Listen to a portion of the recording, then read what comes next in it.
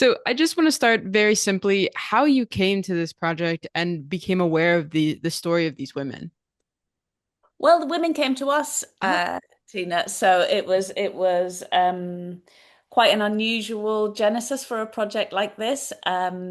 We had a producer called Bernadette Higgins, who we've worked with at Lightbox a lot over the years, and they actually approached her and said, "We have a story to tell." So it was Ash, Ziggy, and Miranda, who wow. are sort of our key interviewees. So they really kick-started the whole thing.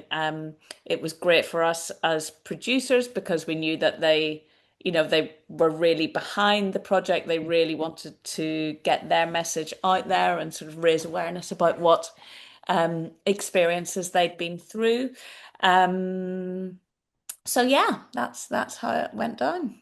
That's fascinating. And I found it really interesting that, and I guess it makes sense knowing that the women came to you, that the story is very much, it feels like we're in the middle of it. We don't, there's no resolution at the end of the three parts. There's still the ongoing trial. Is there something that feels more important and more pertinent to what is happening with these women and that how this isn't just related to them, but that you are telling the story as it is still unfolding, as opposed to waiting for it all to be neat and tidy at the very end? Yeah, it was certainly a leap of faith, but it was one of the aspects of the whole project that really excited us as Mhm. filmmakers. There was a real sort of journalistic purpose because when we started production, Gregorian Bivalaru, the guru, Mhm. he was still receiving women in Paris, Mhm. which was a lot of the sort of impetus for our contributors that, they really Right. wanted this to be known about. So it was all ongoing. And he was actually arrested when we were sort of about halfway through our filming process, and our director, Rowan Deacon, was filming with Ash and Ziggy at the time when he was around. And it was a Mhm. surprise to us, and a surprise to them. So um, it was very exciting to us as filmmakers to be able to capture Right. their reactions in the moment. Um, but yeah, the fact that everything hasn't been tidily resolved Mhm. really sort of spurred on our sense of purpose and made us really sort of want to dig into the story. Mhm. And as you say, it still isn't resolved. The guru is in custody now, but he's waiting to find out whether he will be brought to trial. So it's not even clear whether there will be a trial at the end of this. So I suppose we really want to make people think,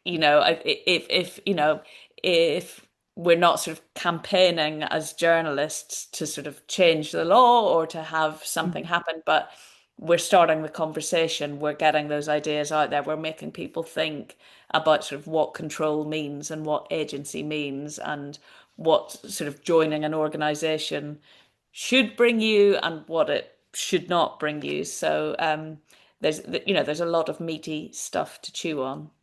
Absolutely. And I feel like ever since the pandemic, everyone seems to be talking about this loneliness epidemic. And I know that the series takes place well before the pandemic, but it just feels like there's been this resurgence of people wanting to find new organizations, wanting to find connection to something larger. And I'm curious about how your perception, like you were talking about, of finding a community, finding a purpose has maybe changed, or how you look at it differently after going through and hearing the stories of these women. Yeah, well, I think it's incredibly powerful, and it's one of the things that really makes the series very relatable Mhm. because I think we all want to belong somewhere, and we all want to sort of have a group of like-minded people, um, to call friends, to be members of a community with, to sort of seek positivity with, sometimes to seek enlightenment with, or sort of further one's spirituality. So. Um, I think we're all drawn to that allure. Um, and it makes me sad that they had such positive intentions, and they were really seeking something very, very positive. So I think it is incredibly sad in some ways that this sort of beautiful community that they did find then led them to such negative experiences. Um, but personally, having been through the process, I still want my tribe, I still want my people, I still want to belong. But I suppose I listen to my red flags. I sort of, I'm more aware of boundaries, and I would push my friends, family, my daughters to really keep their eyes open and trust their instincts. Yeah. And kind of you alluded to it a little bit that this is a deeply psychological story. Like I feel like with other sort of true crime or things in this sort of genre and this nature are more physical, if that makes sense. Like this Yeah. is something that is a very internal um quest for belonging. And I'm curious what conversations you and Rowan had about how to translate this very internal mental state of yearning for something bigger than us into a an image that we can watch as viewers without like sensationalizing or minimizing what these women went through. Yeah, we we had endless conversations about it because it was one of the biggest challenges in the production because um, the crimes are contested, the trial hasn't happened, everything is denied. But if there was a crime here, it was a psychological one. Mhm. And the journeys that the women are sort of speaking to us about on camera are psychological Mhm. ones, and that's very difficult to capture on. There isn't a crime scene, there isn't Right, a body, there isn't a safe that's been cracked. right. So we really needed to find a visual way to translate that idea, and it was kind of the key part of the women's Mhm. experience because they were seeking enlightenment. Part of the process that they were asked to sort of undertake was to transfigure Right. the person that they were with. So finding a visual means to sort of conduct transfiguration on camera was really something that we chewed over a lot. So we discussed VFX. Rowan our director was very keen to. Oh, sorry. She was very keen to do it in camera because Mhm. she's a sort of filmmaking purist. So we hit on projection mapping, Mhm. um, which was really quite magical to watch when we were shooting it, and I think it's really effective when you see it in the films. Yeah. And my last question for you, the in the final episode, one of the women says something that just really stuck with me. She says, "We can't just keep a gaze up to the light while we're standing in a pile of shit." And I thought that that was such a beautiful summation of kind of where the world is. And I'm curious if, judging by your laugh, it seems like you also relate to that line. And I'm just curious how that kind of works as a thesis statement for Twisted Yoga. Well, yeah, that's a line from Andrea, who Mhm. is incredibly thoughtful and incredibly intelligent, and she is such a great communicator.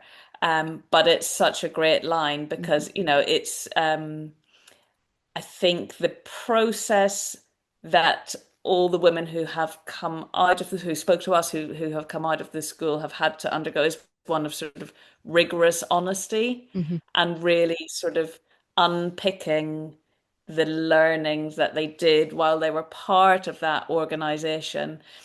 And that's a very painful Mhm. process. So it might feel more comfortable and safer to keep the illusion alive and to keep the distance and to name things differently. But once, I think for many of them, once they were faced with the stark reality Mhm. of what had happened and what other, therapists or law enforcement, how they articulated, how they perceived the experiences that they've been through, there's a moment of having to let go and name things Mm. differently. So, not transfiguration or not initiation, but, rape. Mhm. That's a very difficult thing to accept that you've been through. Um, so yes, I think Andrea puts it perfectly. And although it might feel easier in some ways to protect Mhm. yourself and say that didn't happen to me, I think actually being sort of rigorously honest about it is freeing in the long run, but um, incredibly challenging. Absolutely. Yeah. Thank you so much for your time, Suzanne. It's a really wonderful, hard to watch, but important docuseries. So thank you. Thank you so much, Tina. Lovely Yeah. to meet you. You too. Have a great day.